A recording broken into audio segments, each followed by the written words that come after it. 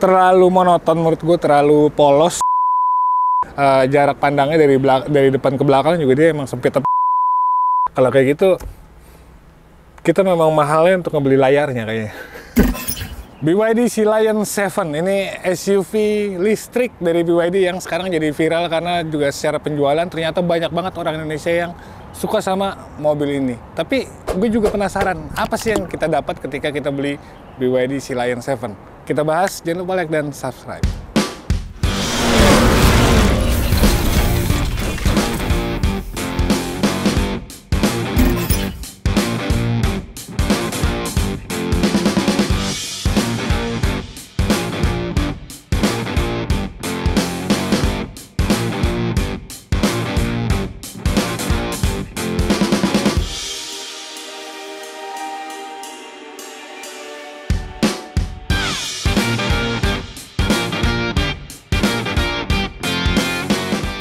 Yang pertama, secara tampilan ini udah pasti beda jauh banget sama saudaranya BYD Seal ya.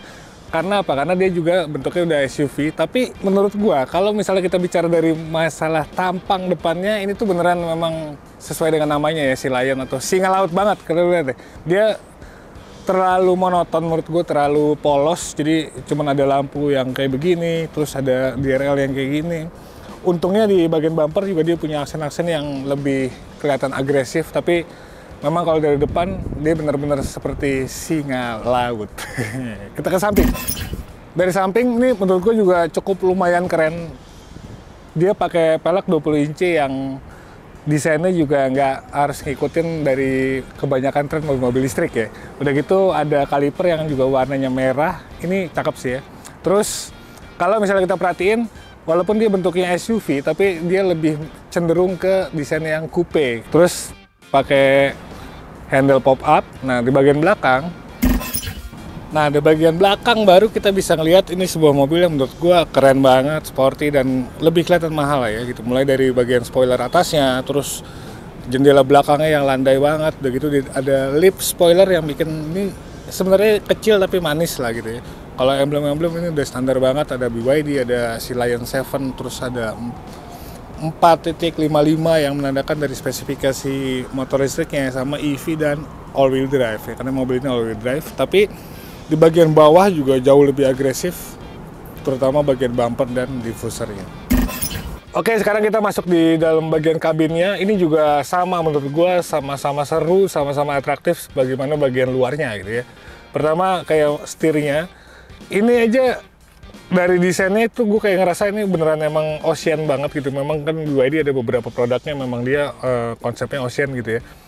Dan tombolnya kanan kiri lengkap semua, dan udah gitu juga dia bisa tilt dan teleskopik. Jadi sebenarnya ini udah no issue. Terus di depan ada MID yang secara informasi dan kejelasan segala macamnya juga ini cukup oke. Begitu juga layar yang khas dari BYD gimmicknya. Jadi dia tetap bisa di rotate. Nah, ini tetap jadi salah satu gimmick dari BYD.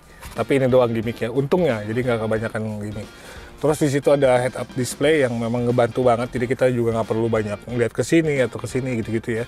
Di konsol tengahnya, selain ada kunci ini, dia juga ada wireless charging yang ini bisa 50 watt, dan ini beneran ya, maksud gue tadi bukan gimmick, karena ketika gue pakai pun ya baterai handphone tiba-tiba udah 100%. Tapi ada beberapa juga mobil lain yang oh iya ini maksimalnya berapa watt, yang ada handphone kita juga baterai tetap kegerus. Ya gimmick lah, tapi ini beneran kepake selama gue pakai beberapa hari ya.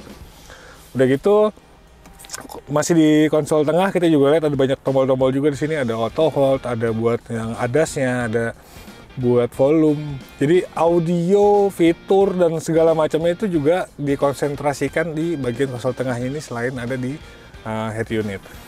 Terus posisi duduknya juga enak, dia juga pengaturan elektrik, udah gitu juga ada memory seat dan lain-lain. Walaupun memory seatnya tetap harus dioperasikan di layar, lagi-lagi layar gitu. Jadi semuanya tuh ada di layar. Kalau kayak gitu, kita memang mahalnya untuk ngebeli layarnya kayaknya. Karena semua hal bisa diakses atau harus diakses di sini. Dan dia ada panoramic sunroof, semuanya juga oke. Terus kalau kita bicara desainnya ya, desain secara detail, ya memang ini niat. Terutama di bagian door trim, ini tuh beneran kompleks banget gitu desainnya. Tapi menurut gue ini oke, dan secara emosional bikin kita jadi lebih fun di dalam kabinnya. Nah, sekarang kita waktunya untuk nyobain, karena biar gimana pun gue banyak ngomong dari tadi, kalau misalnya kita nggak nyobain ya semua sia-sia. Yuk, kita langsung aja.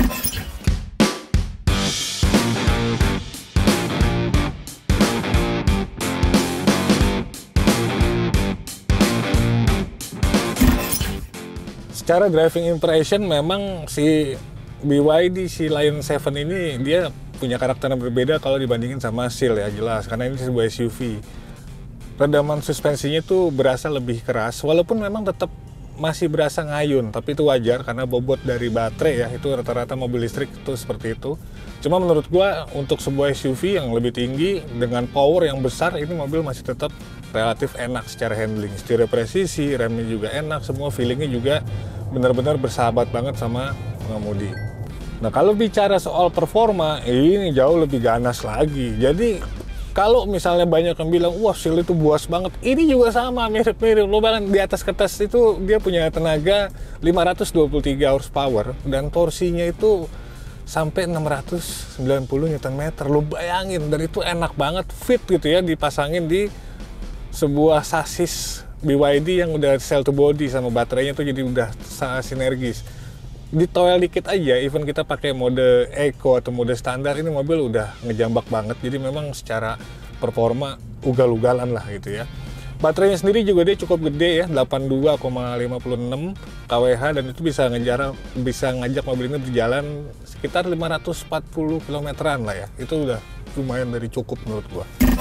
Oke, jadi inilah dia BYD si Lion 7 yang bisa kalian dapatkan di 600 sampai 700 jutaan tergantung dari tipenya. Ada yang penggeraknya front wheel drive sama all wheel drive kayak yang gue pakai sekarang. Jadi ini beneran memang BYD itu kayak seolah-olah mendengarkan apa yang dimau sama orang Indonesia dan juga kebanyakan global lah gitu. Dia harus menghadirkan sebuah SUV yang nggak cuman secara tampilan, fitur dan lain-lain, kenyamanan dan itu ya, tapi performanya juga beneran ugal-ugalan gitu. Tinggal coba kalian komen aja, layak gak mobil seharga 600 sampai 700 jutaan ini untuk jadi senjata harian kalian? Gitu. Komen-komen aja lah di bawah. Oke, sampai jumpa di video selanjutnya. Gue pamit. Peace. Singa laut.